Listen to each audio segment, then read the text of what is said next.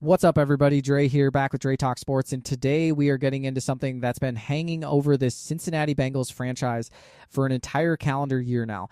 Last season, this defense wasn't just bad, it was the kind of bad that actually cost this team real, tangible football games. We're talking bottom of the league across the board.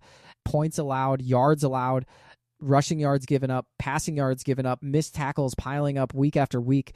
If you watched even a handful of Bengals games last year, you didn't need a stat sheet to tell you something was deeply wrong on that side of the ball. You could see it with your own eyes. Receivers running wide open in the secondary. Running backs bouncing off arm tackles into the second and third level. Defensive backs getting stiff-armed into next week. It was rough out there, and everybody from national media to the fan base to, frankly, the front office itself knew exactly what needed fixing heading into this offseason. So now we've gone through free agency, we've gone through the draft, we've gone through OTAs and minicamp. The Bengals have had every opportunity to address this problem with real, actionable moves instead of just talking about it. And that's exactly what today's breakdown is about. Did they actually fix it, or did they just put a fresh coat of paint on the same broken structure? I want to walk through every layer of this because there's more nuance here than a simple yes or no answer, and I think you're going to walk away from this with a much clearer picture of where this defense actually stands heading into the season. Let's start with the most obvious approach the Bengals took this offseason, which was simply swapping out names across free agency, the draft, trades, and even some undrafted free agent additions. This front office took swing after swing at rebuilding the talent level on this roster. You've got Boye Mafe coming in. You've got Brian Cook arriving. Jonathan Allen gets added to bolster the defensive front. There were modest upgrades at safety too, bringing in names with real AFC North experience like Kyle Duggar, plus a name like Jesse Bates entering the equation as an upside addition. I know plenty of you are still out there wanting a true difference maker at linebacker specifically, and I hear that complaint. I really do. But they didn't ignore the position entirely. They added Swayze Bozeman there as a depth and competition piece. Then, on top of all of that, you've got the genuinely massive Dexter Lawrence trade, which I'll dig into more in a minute, because I think that single move might end up being the most impactful defensive transaction this franchise makes all year. Beyond that, they brought in Cassius Howell as an edge rusher and added Tycario Davis and Landon Robinson into the mix as well, both currently competing for roster spots. So when you step back and look at the sheer volume of additions, free agency plus the draft plus a notable trade plus undrafted depth pieces, it's clear the Bengals didn't take a passive approach to fixing this defense. They went out and added new bodies, new talent, new competition at almost every level of that unit. That's one legitimate way to fix a bad defense. You simply replace the players who struggled with players who you believe are better, and you bet on talent alone moving the needle. Swap the guy who couldn't get it done for somebody who can. Simple concept on paper.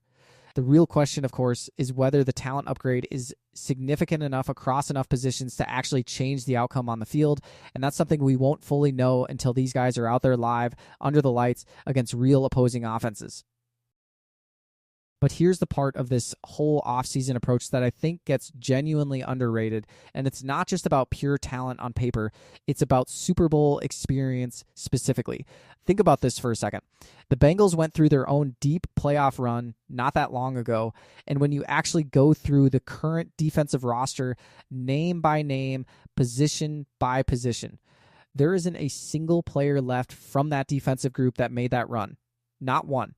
The defense wasn't necessarily the engine of that team back then, sure, but that doesn't change the fact that this current group, as constructed entering last season, had zero players who had ever been through that level of pressure, that level of moment, that level of championship football. That's a meaningful gap, and it's one this front office clearly recognized and went out and specifically targeted. Boye Mafe is coming over fresh off an actual Super Bowl championship with the Seahawks. Brian Cook has multiple championships under his belt from his time with the Kansas City Chiefs. These aren't just talented football players. These are guys who know exactly what it looks like, feels like, and demands of you when the stakes are at their absolute highest. Bengals director of player personnel Duke Tobin spoke directly about the value of bringing in players like this, explaining that championship caliber players who've actually played in big games understand how to operate at that level, and that the individual traits both Mafe and Cook bring fit exactly what this coaching staff envisions for the unit going forward. He also pointed out that both guys are still relatively early in their respective careers, meaning the Bengals aren't just buying past production. They believe both players still have real room to grow into even better versions of themselves while bringing that experience and that championship pedigree into the locker room immediately.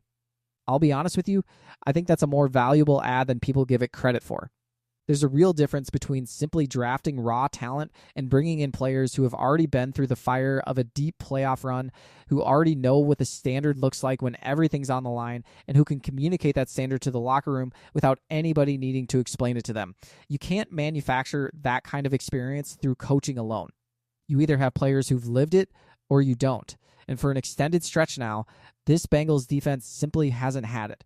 Adding two players who do, even while they're still ascending in their own careers, genuinely changes the texture of that room. Now, I know there's a small but vocal crowd out there who think the Bengals overpaid for Boye Mafe specifically, or that he's been overhyped relative to what he'll actually produce. I get where that's coming from, honestly, because the team needed a true replacement for the production they lost when Trey Hendrickson left, and Mafe isn't necessarily a true one-for-one replacement in terms of being that $30+ million a year dominant every down force off the edge. He's more of a pressure guy, somebody who gets after the quarterback in a rotational role rather than a true workhorse who's out there snap after snap controlling the edge. But context matters here. The Bengals know exactly what kind of player they're getting and exactly how they intend to deploy him within their scheme. He's not being miscast as something he's not. He's a piece fresh off a championship, brought in to do a specific job within a larger plan, and I think that nuance gets lost sometimes in the broader noise around whether or not he was worth it. Then there's Brian Cook, who honestly feels like he was just built to be a Bengal from the jump. The way that free agency unfolded, you could feel the momentum building towards Cincinnati the entire time. It started with good vibes and free agency conversations, moved into real negotiations, and eventually turned into an actual signing that just felt right for both sides. He's got that natural Cincy connection, that comfort level with the city and the organization, and from everything I've seen and heard, he's genuinely excited to be here. And look, here's exactly where I stand on both of these specific additions. I cannot wait to actually watch these two play meaningful snaps for this defense. Boye Mafe rotating in on that defensive line, Brian Cook stepping into that safety room. The swap specifically replacing Geno Stone with Brian Cook is one I think is going to look really, really good for this team as the season unfolds, and I want to dig into exactly why that particular swap matters so much, because it ties directly into the single biggest issue this defense had a year ago. That issue, of course, is tackling. And I don't think it's an exaggeration at all to call this one of the most embarrassing statistical realities of the entire 2025 Bengals season. According to Pro Football Focus, Cincinnati led the entire NFL in missed tackles with a staggering 163 over the course of the season. Now look, different outlets calculate missed tackles slightly differently depending on their grading methodology, and we'll get to an even higher number from a different source in a minute, but regardless of which exact number you want to cite, the conclusion is the same. This team led the league in missing tackles, and if you actually sat down and watched these games live, you didn't need a single stat to tell you that. You watched it happen in real time over and over, week after week. Linebackers arriving a half second late. Safeties taking poor angles. Defensive backs getting shaken off in open space on what should have been routine tackles for a loss or a minimal gain, only to watch the ball carrier turn it into an explosive play instead. So how exactly did the Bengals try to directly address this very specific, very glaring problem? The clearest and most direct swap here is moving on from Geno Stone and bringing in Brian Cook in his place. Last season, Geno Stone alone was responsible for 23 missed tackles. That's a brutal number for a single player at that position over the course of one season. Brian Cook, on the other hand, was responsible for just 5 missed tackles in his own 2025 campaign. Do that simple math, and if Cook can replicate anywhere close to that kind of tackling efficiency once he's wearing a Bengals uniform, this team is immediately subtracting roughly 18 missed tackles just from this one single positional swap. That's a real, tangible, projectable improvement, not just a hopeful narrative the front office is selling to fans heading into training camp. But here's where I want everybody to pump the brakes just a little bit, because this wasn't a complete top-to-bottom overhaul of every problematic name on this defense. If you keep digging through last year's missed tackle numbers, There are several names who absolutely struggled in this exact same area, and all of them are still on this roster heading into this season, completely unchanged. Barrett Carter racked up 18 missed tackles of his own last season. Jordan Battle wasn't far behind with 17. Demetrius Knight added 16 more on top of that. Run those numbers next to Geno Stone's 23, and you'll notice something important. These guys aren't dramatically far off from the very player the team specifically chose to move on from. So with Carter, Battle, and Knight all still in the building, the Bengals are essentially betting that natural development, more experience, more reps, and a better overall structure in front of them will be enough to clean up their individual tackling issues. Because the front office clearly didn't view them as priorities to fully replace this offseason the way they did at safety. And this is exactly where ESPN's Bill Barnwell offered a perspective that I think gets overlooked far too often in this entire conversation, because he didn't put the blame for all of this purely on the players doing the actual missing. He pulled the lens back and looked at what's happening in front of those guys structurally. Barnwell pointed directly at the additions made along the defensive line, framing the issue not just as can these guys up front individually grab and bring ball carriers down themselves, but more specifically as what can these guys do to make life genuinely easier for the players lined up behind them. His exact framing was something along the lines of recognizing that when you see Knight and Carter struggling individually in space, the real question becomes whether someone like Dexter Lawrence can set those situations up better for them before the ball carrier even gets there. Barnwell backed this up with his own independent numbers, citing that according to Pro Football Reference. Bengals players missed 170 tackles last season, which notably is actually a higher number than the figure we mentioned earlier, just depending on grading methodology, and that number was 39 more missed tackles than any other team in the entire NFL. Let that sink in for a second.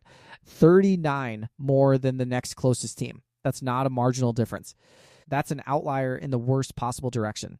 On top of that missed tackle total, Barnwell also noted the Bengals ranked 32nd in the entire league, dead last in yards allowed before contact on run plays. Translation: opposing ball carriers were already hitting the second and third level of the defense with a full head of steam, well before anybody even had a real chance to wrap up and bring them down cleanly. Barnwell's broader conclusion is one I think is genuinely smart, and it reframes this entire tackling conversation in a way that I really want you to sit with. It's not simply a matter of hoping Knight, Carter, and Battle individually develop into significantly better open field tacklers this year, though that obviously helps. It's also about getting real structural assistance from the guys positioned in front of them. Dexter Lawrence up front, Shamar Stewart taking that natural year 2 developmental jump, Boye Mafe contributing off the edge, and then of course you fold the Brian Cook addition right back into the same conversation because all of these pieces are interconnected. One player improving genuinely helps another player look better. If Dexter Lawrence is consistently collapsing the pocket and clogging running lanes at the point of attack, that slows opposing ball carriers down just enough that Knight or Carter or Battle now has a split second longer to actually square up and make a clean tackle, instead of getting steamrolled in open space by a runner who already has a full head of steam built up. That's not just adding talent for talent's sake. That's the front office identifying a very specific data-backed structural weakness and building a genuine plan to attack it from multiple angles simultaneously. So when you put it all together, the Brian Cook swap directly addressing one major source of missed tackles, the returning trio of Knight, Carter, and Battle, hopefully taking a natural developmental step forward, and the significant investment up front with Dexter Lawrence, a more experienced Shamar Stewart, and the newly added Boye Mafe, all theoretically making life easier for those linebackers and safeties behind them. You can see the Bengals clearly took some real calculated swings specifically at this tackling epidemic rather than just hoping it magically resolves itself with a fresh season and a clean slate.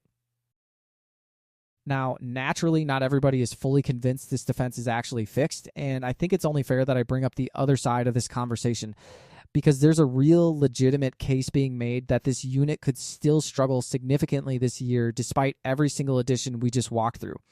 Bleacher Report's Gary Davenport, writing his projections after the draft had already concluded, still ranked the Bengals defense at 28th overall heading into this season. 28th. That's barely any meaningful improvement at all relative to where this defense actually finished a year ago. Davenport's specific reasoning was that Cincinnati's new-look defensive line is, in his words, by no means a sure thing, and if that line isn't remarkably better than it was last season, then a shaky linebacker core behind it, combined with a secondary that allowed the 7th most passing yards per game in the entire league a year ago, is going to get exposed once again, regardless of who got added in the offseason.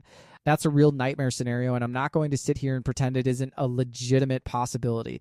Essentially, what Davenport is arguing is that all of these additions could amount to very little if the fundamental structural issues, particularly along that defensive front and at linebacker, don't show dramatic, tangible improvement on the field. New jerseys and new names on the depth chart don't automatically guarantee new outcomes if the scheme, the coaching, and the overall execution remain similar to what we saw go wrong a season ago.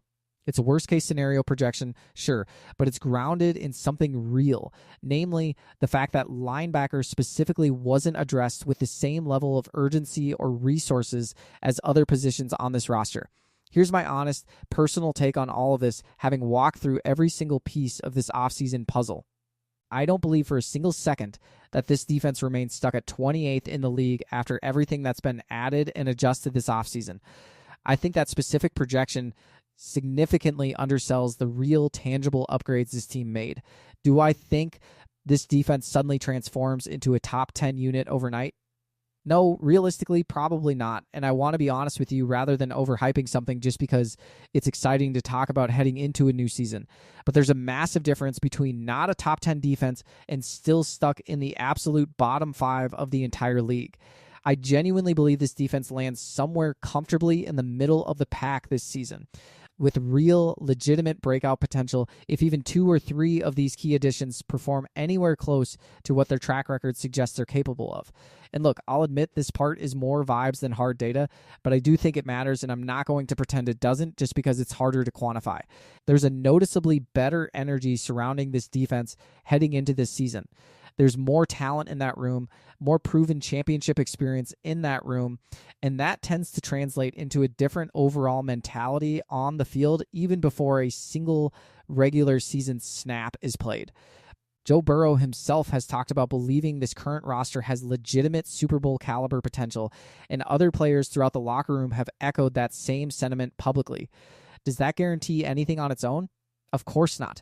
Vibes alone don't stop a tailback from breaking through the second level untouched. But culture, energy, and genuine belief within a locker room absolutely do translate into effort level, into urgency, into the little extra steps in pursuit that turn a potential explosive play into a tackle for a short gain instead. I think that intangible element matters here more than a lot of people want to give it credit for. So where does that leave us heading into this season? I think this defense absolutely got better from where it stood in 2025 to where it currently stands now. Whether you want to point to the raw talent additions, the specific positional needs they targeted, the championship experience they specifically went out and acquired, or the structural approach to fixing the tackling issue from the front of the defense backward, every single piece of evidence points toward meaningful improvement. Is this defense completely, fully fixed in the sense that all of its problems from a year ago have been permanently resolved? That's genuinely a much harder question to answer with full confidence right now. And I think anybody who tells you with total certainty one way or the other is getting ahead of the actual evidence we have available to us at this point in the offseason. What I do know is this. The floor on this defense is considerably higher than it was 12 months ago, purely based on the talent, the experience, and the specific structural fixes that were targeted.